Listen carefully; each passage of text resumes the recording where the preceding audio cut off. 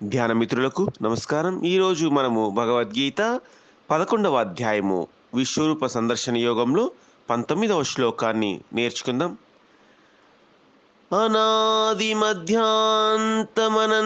వీర్యం అనంత బాహుం శశిశూర్యనేత్రం పశ్యామి త్వాం దీప్తహుతాశవక్త్రం స్వతేజేస విశ్వమిదం తపం తం.